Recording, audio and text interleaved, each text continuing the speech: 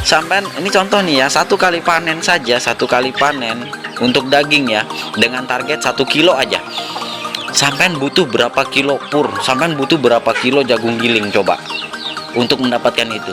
Banter sampean bisa jual 10 ekor. Untung apa rugi? Ya rugi bos, ya rugi. Jadi gini, maksud saya tidak berani memaksakan porsi ratusan bahkan ribuan ekor kepada orang yang baru benar-benar.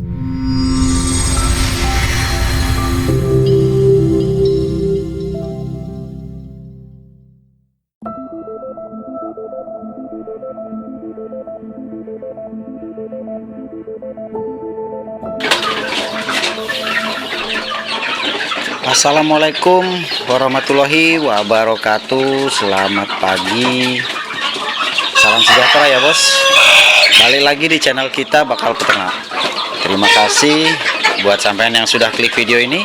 Semoga berlanjut subscribe dan jangan lupa like dan share ke rekan peternak yang lain agar mereka juga tahu apa yang kita tahu. Oke, baiklah bos. Kali ini saya ingin bersharing tentang sukses ternak ayam kampung dengan cara sederhana, atau boleh dikata itu sederhananya bisa sukses di ternak ayam kampung. Jadi kebanyakan kemarin ada yang bahkan dengan nada yang cukup emosi ya, saya udah habis sekian puluhan juta ya, nggak cuman sekali, bahkan udah gagal coba lagi tapi tetap juga hasilnya sama. Jadi gini bos, di saat kita masih baru atau mungkin ternak ayam kampung merupakan hal yang mungkin belum kita kuasai secara sepenuhnya, sebaiknya saran saya sampean memulainya dari yang kecil dulu. Itu yang pertama. Jadi memulai dari yang kecil itu sebenarnya hal yang lumrah kalau menurut saya bos. Kenapa? Karena dalam dunia peternakan ini sampean harus menemukan gaya, harus menemukan model apa yang cocok untuk sampean terapkan dengan gaya sampean gitu loh. Contoh seperti ini, sampean tipikal orang yang tidak punya waktu, ya sampean sesuaikan aja dengan gaya sampean, dengan waktu sampean.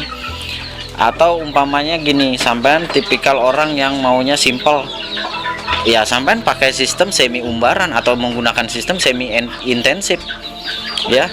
Sampean buat kandang koloni seperti di sana itu, kandang-kandang koloni seperti itu, kemudian nanti anakannya bisa sampean telur, bisa sampean panen, sampean bisa tetaskan, kemudian yang pembesaran bisa sampean umbar bebas seperti ini.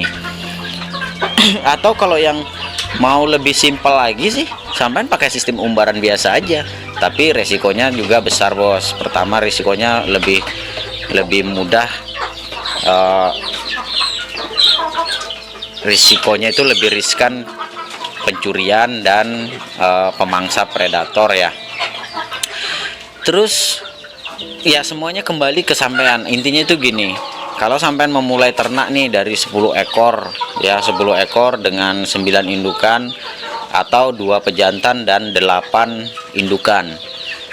Memulai dari 10 ekor ini saya yakin dalam kurun waktu yang cukup singkat itu bisa menghasilkan ratusan ekor bos. Percaya nggak percaya silahkan dicoba sendiri ya. Walaupun tapi dengan catatan gini, kalau sampean mau mempercepat siklus, sampean harus potong siklus pengeraman atau sampean potong siklus pengasuhan, karena siklus pengasuhan ini yang terlama bos, karena biasanya butuh kurang lebih 2-3 bulan baru induknya akan bertelur kembali.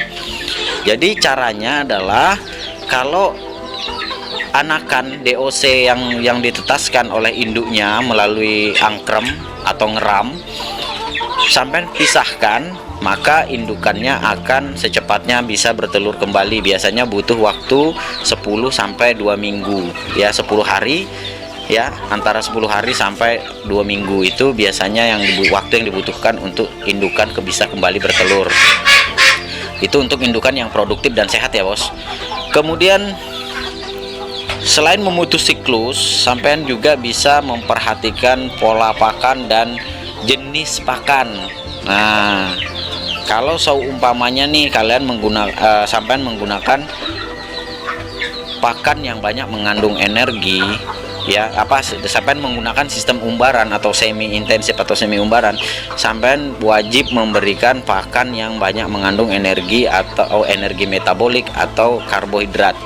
Kenapa? Karena yaitu tadi, kalau sampean memberikannya kurang, maka energi tadi akan diambil melalui protein. Alhasil ayam sampean nanti akan kurus-kurus. Mungkin next akan kita bahas lah soal itu, bos, lebih detail ya. Intinya gini, secara simpel sampean bisa memanfaatkan untuk pakan, memanfaatkan sisa nasi atau sisa sampah dapur, memanfaatkan bakul sayur kan biasanya tuh banyak tuh yang apkir sampean bisa ambil, kemudian bisa memanfaatkan ampas tahu. Tetapi ingat bos, itu hanya diberikan untuk ayam usia seperti ini. Kalau masih usia pembesaran sebaiknya jangan. Kenapa? Karena yaitu tadi, di usia seperti ini ayam masih sangat butuh kelengkapan nutrisi, ya. Yang dikhawatirkan adalah nanti ketika sampean memberikannya di bawah umur pakan-pakan alternatif ini, iya, kalau sampean bisa mengelolanya atau fermentasi sampean cukup berhasil, maka nutrisi yang dibutuhkan ayam akan cukup. Tapi kalau enggak, alhasil ayam sampean akan kurus-kurus. Kemudian kalau sampean menggunakan metode mesin tetas atau inkubator, sampean akan lebih memperpendek. Artinya tugas indukan hanya bertelur saja. Tinggal sampean perhatikan pola pakannya, nutrisi pakannya, maka indukan akan terus memberikan produksi, akan terus berproduksi telur. Jadi contoh seperti ini, ya. Jadi setiap ngeram maka akan selisih 1 minggu sampai 2 minggu kemudian akan bertelur kembali. Kalau sampai menggunakan media inkubator atau mesin tetas. Tetapi bos, saya tidak menganjurkan sampai menggunakan kardus, karena persentase menetas untuk mesin tetas dari kardus itu sangat kecil. Jadi minimal sampai membuatnya menggunakan triplek yang 6 mili atau 9 mili. Sampean buat sendiri juga boleh. Sampean beli perangkatnya itu murah sekali bos. Sampean fitting aja harga 5.000, kabel harga sampean cukup pakai yang 2 meter, kemudian colokan pakai fitting lampu 2 biji ya, 2 pieces, kemudian bohlam 2 ya, ditambah kawat streamin atau kawat ram. Cukup, saya rasa bos, murah kok. Tinggal sampean beli tripleknya. Triplek sampean boleh pakai yang 6 mili atau yang pakai 9 mili. Yang penting sampean jangan pakai kardus. Ya, setelah sampean mulai mendalami tentang mesin tetas, minimal itu sampean kalau bisa target 80% keberhasilan menetas, itu sudah cukup berhasil bos. Intinya gini, kalau dari 8 indukan ini menghasilkan 80 butir telur ya per periode, maka sampean akan mendapatkan minimal itu 55 sampai 60 ekor DOC. Yang kalau sampean rawat DOC ini dengan benar, maka hasilnya akan seperti ini. Ya, alhamdulillah DOC kita ini 100% hidup. Ya, kemarin ada insiden kejadian mati 5 itu karena semut merah ya. Kemarin di sudut sana itu ada semut merah bersarang, dan alhamdulillah, tapi sekarang alhamdulillah sudah steril, sudah saya bersihkan, dan ini hasilnya bos. Next, selanjutnya soal indukan. Nah, kemarin saya sudah bahas bagaimana sih mencari atau membeli atau ini mempersiapkan indukan atau pacak yang bagus. Ini contoh nih, babon BK muda. Tuh, ini babon BK muda bos, masih dedara. Saya pasangkan dengan pejantannya layar silang KUB. Nih seperti ini. Harapannya nanti anakannya bisa gede. Kenapa kita harus mencari yang bakalan anakan gede? Supaya kita peliharanya cukup kurun waktu 2,5 bulan sampai 3 bulan, kita bisa mendapatkan bobot. Targetnya adalah 1,3 sampai 1,5 kilo. Kenapa? Karena harga jual di daerah saya kalau 1,3 sampai 1,5 itu harganya lumayan bos. Harganya lumayan. Bahkan kemarin alhamdulillah lebaran saya bisa jual karkas 100.000 per ekornya. Ya, jadi seperti itu. Yang penting gini, terus yang tidak kalah penting, setelah peternakan sampean itu sudah mulai jalan, sampean sudah dapat sumber daya pakan alternatif, ya, walaupun dengan modal terbatas. Nih banyak nih, saya bang mau beli pur aja susah, jadi sementara ini saya nggak apa-apa bos, sampean nggak usah berkecil hati. Intinya itu gini, sampean bisa memanfaatkan rumah-rumah makan yang ada untuk mendapatkan sisa nasi sisa yang akan sampean berikan ke ternak sampean. Jadi banyak jalan menuju Roma lah kalau mau sukses ternak ayam bos. Sampean jangan berpikiran bahwa hanya pur yang bisa menghidupi ayam-ayam sampean, salah besar. Jadi terkecuali kalau memang sampean peternak profesional atau beternak dalam skala yang besar. Jadi makanya juga saya sering katakan di grup ya, buat teman-teman yang pakai skala sampean yang sudah profesional, yang ayamnya udah ratusan, bahkan kandang sampean menggunakan kandang peternakan yang boleh dikata kandang postal, yang pokoknya yang mantap lah. Jangan sampean samakan porsi sampean dengan porsi yang masih pemula, yang masih baru, skalanya skala rumahan. Kalau sampean mengarahkan untuk hanya pur yang bisa, atau pakan pabrikan yang bisa menghidupi ayam, yang bisa bikin ayam terkejar bobotnya, ya setengah mati bos. Kasihan yang masih ibarat kata baru pelihara beberapa ekor ayam, yang baru mau mulai, harus dipus beli pakan, nggak bakalan masuk, percaya aja. Percaya saja bos, nggak bakalan masuk. Karena gini, sampean ini contoh nih ya, satu kali panen untuk daging ya, dengan target 1 kilo aja, sampean butuh berapa kilo pur, sampean butuh berapa kilo jagung giling coba untuk mendapatkan itu. Banter sampean bisa jual 10 ekor, untung apa rugi? Ya rugi bos, ya rugi. Jadi gini, maksud saya tidak berani memaksakan porsi ratusan bahkan ribuan ekor kepada orang yang baru benar-benar memulai, yang ayamnya baru beberapa ekor saja. Ini teman-teman yang masih pemula, paling ayamnya paling banyak ya paling 20 ekor. 20 ekor. Dengan 20 ekor kita push harus pakai pur pabrikan, harus pakai jagung giling yang kualitas mantap.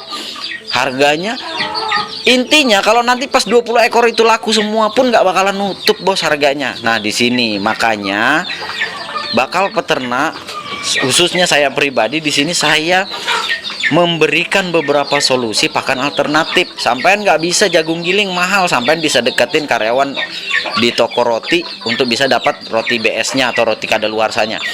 Atau sampean di grosir-grosiran, banyak mie upkir atau susu-susu upkir yang bisa sampean pakai untuk sebagai tambahan nutrisi ayam-ayam sampean. Kan sederhana bos beternak ini, banyak jalan menuju Roma. Atau sampean mau nggak mau repot, banyak rumah-rumah makan atau restoran-restoran yang bisa sampean deketin untuk bisa dapatkan sisa-sisa nasi, daripada jadi sampah dibuang, mending diberi makan ke ayam. Intinya itu dulu. Nanti pelan-pelan baru kalau ada lahan, ya punya lahan, tidak sekedar memanfaatkan samping rumah atau halaman belakang rumah, baru kita bisa membangun kandang seperti ini ya. Bisa bangun kandang seperti ini, pakai dinding sendiri, punya area sendiri. Nah itu baru bos. Tapi kalau masih skala rumahan yang masih di lahan sempit dan lain sebagainya, sebaiknya manfaatkan pakan alternatif atau kalau perlu yang bisa kita dapatkan secara gratis. Itu langkah pertama kalau kita mau sukses ternak ayam kampung. Gampang kan bos? Gampang sekali. Terus yang paling penting di sini adalah ketekunan sampean bos. Ketekunan ini yang paling, kenapa saya selalu katakan hanya ketekunan adalah kunci satu-satunya kalau sampean mau sukses ternak, mau ternak unggas seperti mentok ya, seperti ayam kampung seperti ini, atau ternak bebek pun, hanya ketekunan. Kenapa? Karena ketekunanlah yang membuat sampean terus belajar dan terus belajar. Saya punya teman-teman yang dulunya ya di grup bakal peternak itu, sekarang alhamdulillah sudah mencapai 10 grup WhatsApp, dan kurang lebih sekitar 5.000 grup Facebook dan 1.500 grup Telegram.